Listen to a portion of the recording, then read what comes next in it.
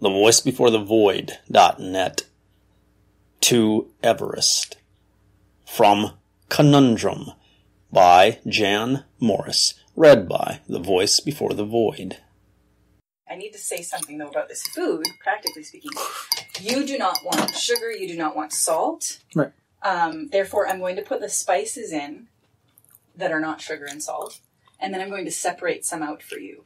Okay. Yeah, because it tastes completely different without sugar and salt. It is a completely different meal. It's a whole other thing. And I it's don't like being on want Mars. it. Yeah. No, it's just tomatoes. Yeah, no, but it's the sugar's effect on the acidity of the tomatoes in the moment. It's not like I ate sugar yesterday, so it's going to... No. It's an alchemical, almost, type of thing. Alchemical or just chemical? Alchemical. Alchemical. Oh, okay. Yeah. Uh-huh. This is kind of how Ayurveda sees it, for sure. Yeah. Or like the profundity is realizing that is the natural state of life. That being... That you're limited. You don't have options. You're going to die. I guess what doesn't work for me, like where I don't see how that functions the way that you're suggesting it should, is that you could die today or you could die in 60 years. So there's so much variation. What is like that expanding of the iris, like when you realize, 6 years is as today. Like it all is nothing.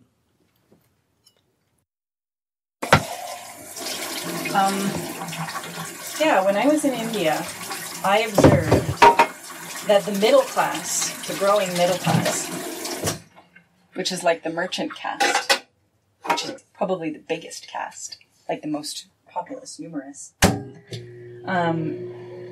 I observed that it was in that caste that I saw greater unhappiness. Anywho, it's not like I've never considered the kind of expanding, contracting, perspective, mind games that you seem to be pointing to. But the one that you use, that you seem to say works for you, and that doesn't seem to change anything for me, it's like, yes, I know I will die, and knowing I will die can, being aware of that from day to day, can change the quality of my experience by changing how I look at things. So just knowing that I'm going to die doesn't make everything meaningless. In fact, knowing that I'm going to die I tend to use it more as a device to make things more meaningful. It won't last, thus it is precious. So, I'd love to understand. I'm not saying... I'm saying I'd like to understand what you're trying to get at. Because I'm not... Even just to understand you better.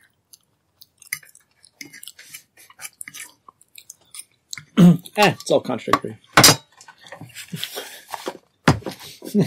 What's all contradictory? I. You are? Like your perspective? Yeah, the self, yes. This self, yes. Though I resented my body, I did not dislike it. I rather admired it as it happened. It might not be the body beautiful, but it was lean and sinewy, never ran to fat, and worked like a machine of quality, responding exuberantly to a touch of the throttle or a long haul home. Women, I think, never have quite this feeling about their bodies, and I shall never have it again. It is a male prerogative, and contributes, no doubt, to the male arrogance. In those days, though for that very reason I did not want it, still I recognized the merits of my physique, and had pleasure from its exercise. I first felt its full power, as one might realize for the first time the potential of a run-in car, in 1943, when I was assigned by the Times to join the British expedition shortly to make the first ascent of Mount Everest. This was essentially a physical undertaking.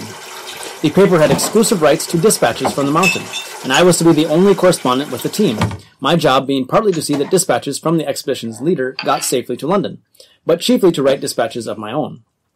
The competition would be intense and very likely violent. Communications were primitive to a degree, and the only way to do the job was to climb fairly high up the mountain myself, and periodically, to put a complex operation simply, run down it again with the news. It was not particularly to my credit that I was given the assignment. At an agile 26, I was patently better suited for it than most of my colleagues at Printing House Square. I took exercise daily, as I still do. I did not smoke, and still don't. And, though excessively fond of wine, seldom drank spirits, not much liking the taste of them. I was also, being some years out of the 9th Lancers, furiously keen. Footnote. Morris soldiered with this British regiment from 1943 to 1947, rising to the rank of second lieutenant, or lieutenant. Among these highly professional soldiers, shows of enthusiasm or keenness were considered bad form. There is something about the newspaper life, however specious its values and ridiculous its values and ridiculous its antics, that brings out the zest in its practitioners. It may be nonsense, but it is undeniably fun. I was not especially anxious to achieve fame in the trade, for I already felt instinctively that it would not be my life's occupation. But even so, I would have stooped to almost any skullduggery to achieve what was, self-consciously even then, quaintly called a scoop. The news from Everest was to be mine, and anyone who tried to steal it from me should look out for trouble. In such a mood, at such an age, at the peak of a young man's physical condition, I found myself in May 1953 high on the flank of the world's greatest mountain. Let me try to describe the sensation for my readers, as it seems to me today, and especially for my women readers, who are unlikely, I now see, to have experienced such a conjunction of energies. Imagine first the setting. This is theatrically changeable. In the morning it is like living, reduced to minuscule proportions, in a bowl of broken ice cubes in a sunny garden. Somewhere over the rim, one assumes, there are green trees, fields, and flowers. Within the bowl everything is a brilliant white and blue. It is silent in there. The mountain walls deaden everything, and cushion the hours in a disciplinary hush. The only drip is a drip of water sometimes, the howl of a falling boulder, or the rumble of a distant avalanche. The sky above is a savage blue. The sun glares mercilessly off the snow and ice, blistering one's lips, dazzling one's eyes, and filling that mountain declivity with its substance. In the afternoon, everything changes. Then the sky scowls down. High snow clouds billow in from Tibet. A restless, cruel wind blows up, and before long the snow is falling in slanted parallel across the landscape, blotting out sky, ridges, and all, and making you feel that your ice bowl has been put back in the refrigerator. It is terribly cold. The afternoon is filled with sounds, the rush of wind, the flapping of tent canvas, the squeak and creak of guy ropes. And as the evening draws on, the snow piles up around your tent, half burying it infinitesimally in the hulk of Everest, as though you have been prematurely incarcerated, or perhaps trapped in a sunken submarine. For you can see the line of snow slowly rising through the nylon walls of the tent, like water rising to submerge you. But imagine now the young man's condition. First, he is constant against this inconstant background. His body is running not in gusts and squalls, but at a steady high speed. He actually tingles with strength and energy, as though sparks might fly from his skin in the dark. Nothing sags in him. His body has no spare weight upon it, only muscles made supple by exercise. When, in the bright Himalayan morning, he emerges from his tent to make the long trek down the mountain to the Khumbu Glacier below, it is as though he could leap down there in gigantic strides, singing as he goes. And when, the same evening perhaps, he labors up again through the driving snow, it is not a misery, but a challenge to him, something to be outfaced, something actually to be enjoyed, as the deep snow drags at his feet, the water trickles down the back of his neck, and his face thickens with cold, ice, and wind. There is no hardship to it, for it is not imposed upon him. He is the master. He feels that anything is possible to him, and that his relative position to events will always remain the same. He does not have to wonder what his form will be tomorrow, for it will be the same as it is today. His mind, like his body, is tuned to the job, and will not splutter or falter. It is this feeling of unfluctuating control, I think, that women cannot share. And it springs, of course, not from the intellect or the personality, nor even so much from upbringing, but specifically from the body. The male body may be ungenerous, even uncreative in the deepest kind, but when it is working properly, it is a marvelous thing to inhabit. I admit it in retrospect more than I did at the time, and I look back to those moments of supreme male fitness as one remembers champagne or a morning swim. Nothing could beat me, I knew for sure, and nothing did. I think, for sheer exuberance, the best day of my life was my last on Everest. The mountain had been climbed, and I had already begun my race down the glacier towards Kathmandu, leaving the expedition to pack its gear behind me. By a combination of cunning and ingenuity, I had already sent a coded message through an Indian Army radio transmitter at Namche Bazaar, 20 miles south of Everest, its operators being unaware of its meaning. But I did not know if it had reached London safely, so I was myself hastening back to Kathmandu and the cable office with my own final dispatch. How brilliant I felt, as with a couple of Sherpa porters, I bounded down the glacier moraine towards the green below. I was brilliant with the success of my friends on the mountain. I was brilliant with my knowledge of the event, brilliant with muscular tautness, brilliant with conceit, brilliant with awareness of the subterfuge, amounting very nearly to dishonesty, by which I hoped to have deceived my competitors and scooped the world. All those weeks at high altitude had suited me too, and had given me a kind of heightened fervor, as though my brain had been quickened by drugs to keep pace with my body. I laughed and sang all the way down the glacier, and when next morning I heard from the radio that my news had reached London providentially on the eve of Queen Elizabeth's coronation, I felt as though I had been crowned myself. I never mind the swagger of young men. It is their right to swank, and I know the sensation. Once more on Everest I was the outsider, formally this time, as well as tacitly.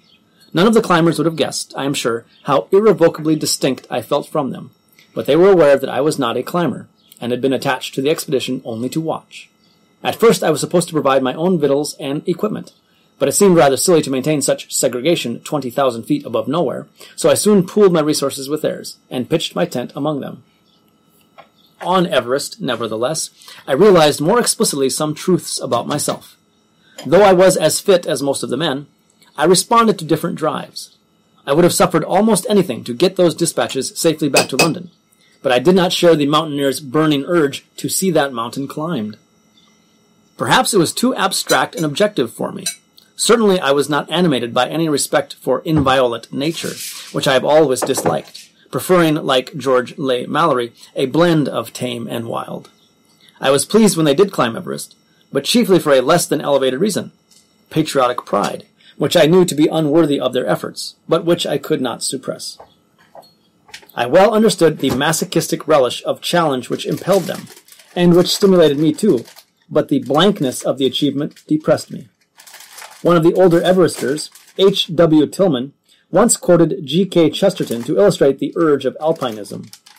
I think the immense act has something about it human and excusable, and when I endeavor to analyze the reason of this feeling, I find it to lie, not in the fact that the thing was big or bold or successful, but in the fact that the thing was perfectly useless to everybody, including the person who did it. Leigh Mallory presumably meant much the same when he talked of climbing Everest simply because it was there. But this elusive prize, this snatching at air, this nothingness, left me dissatisfied, as I think it would leave most women. Nothing had been discovered, nothing made, nothing improved. I have always discounted the beauty of clouds, because their airy impermanence seems to me to disqualify them from the truest beauty, just as I have never responded to kinetic art, and loved the shifting light of nature only because it reveals new shapes and meaning in the solids down below. Nor do I like sea views, unless there is land to be seen beyond them. A similar distrust of the ephemeral, or the unfinite, weakened my response to the triumph of Everest in 1953. It was a grand adventure, I knew, and my part in relating its excitements to the world was to transform my professional life, and dog me ever after. Yet even now I dislike that emptiness at its climax, that perfect uselessness, and feel in a slightly ashamed and ungrateful way that it was really all rather absurd. For it was almost like a military expedition, the colonel in command, not so long from Montgomery's staff, the little army of porters who wound their way bent back with their loads over the hills from Kathmandu, the meticulously packed and listed stores, the briefings, the air of ordered determination. It was a superbly successful expedition. Nobody killed, nobody disgraced, and looking back upon it now, I see its cohesion as a specifically male accomplishment. Again, constancy was the key. Men more than women respond to the team spirit, and this is partly because, if they are of an age, of a kind, and in a similar condition, they work together far more like a mechanism. Elations and despondencies are not so likely to distract them. Since their pace is more regular, all can more easily keep to it. They are distinctly more rhythm than melody. In 1953, the rhythm was steadier than it might be now, for it was conscious then as well as constitutional. Stiff upper lip and fair play were integral to the British masculine ethos, and shame was a powerful impulse towards achievement. Social empathy, too, strongly reinforced the sense of maleness. The functional efficiency of class I had already discovered in the army, and it was the same on Everest. Hunt's climbers were men of the officer class, as they would have then been called, and they were bound by common tastes and values. They spoke the same language, shared the same kind of past, enjoyed the same pleasures. 3 of them had been to the same school. In a social sense, they formed a kind of club. In an imperial sense, and this was almost the last of the imperial adventures, they were a company of sahibs, attended by their multitudinous servants. One could not, I think, apply these categories to women of equal intelligence in similar circumstances, and less can one now apply them to men. Class has lost its binding function. Patriotism has lost its elevating force. Young men are no longer ashamed of weaknesses. The stiff upper lip is no longer an ideal, only a music hall sally. The barrier between the genders is flimsier now, and no expedition will ever again go to the Himalayas so thoroughly masculine as Hunt's. It embarrasses me rather to have to admit that from that day to this, none has gone there more successfully. I need not belabor my sense of alienation from this formidable team. I liked most of its members very much, and have remained friends with some of them to this day. But my sense of detachment was extreme, and though I shamelessly accepted their help throughout the adventure, still I was always at pains to cherish my separateness. I hated to think of myself as one of them, and when in England we were asked to sign menus, maps, or autograph books, I used carefully to sign myself James Morris of the Times, until the climbers, fancying, I fear, altogether different motives in me, asked me not to. At the same time, a wayward self-consciousness, for I was a child of the age too, compelled me to keep up male appearances, perhaps as much for my own persuasion as for anyone else's.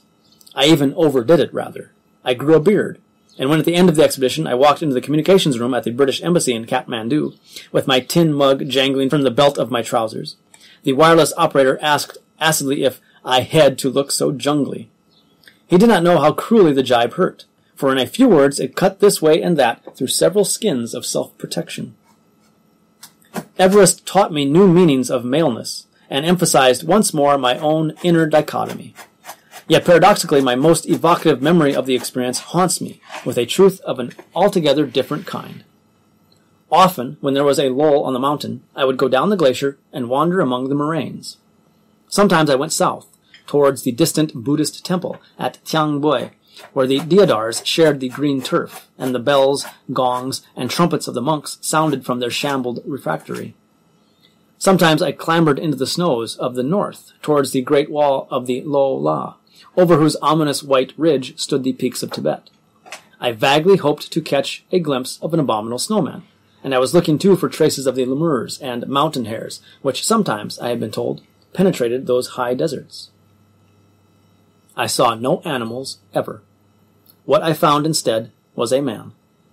I saw him first in the extreme distance, across an absolutely blank snowfield at about 19,000 feet, to which I had climbed from the glacier below for the sake of the view. At first I was frightened, for I could not make out what he was. Only a small black swaying speck, indescribably alone in the desolation.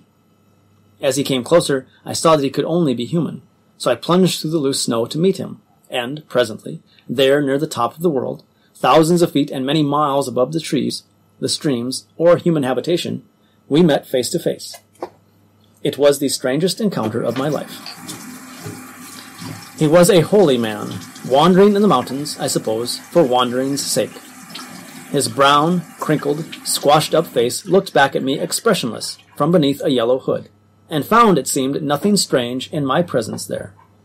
He wore a long yellow cloak and hide boots, and from his waist there hung a spoon and a cloth satchel. He carried nothing else, and he wore no gloves. I greeted him as best I could, but he did not answer, only smiling at me distantly and without surprise. Perhaps he was in a trance. I offered him a piece of chocolate, but he did not take it, simply standing there before me, slightly smiling, almost as though he were made of ice himself. Presently we parted, and without a word he continued on his unfaltering journey, apparently making for Tibet without visible means of survival, and moving with a proud, gliding, and effortless motion that seemed inexorable. He did not appear to move fast, but when I looked around he had almost disappeared, and was no more than that small black speck again, inexplicably moving over the snows. I envied him his insouciant speed, and wondered if he too felt that tingling of the body, that sense of mastery, which had so deepened my sense of duality upon the slopes of Everest. But the more I thought about it, the more clearly I realized that he had no body at all. What do you take that to? I don't know, I just read it. I have to think about it.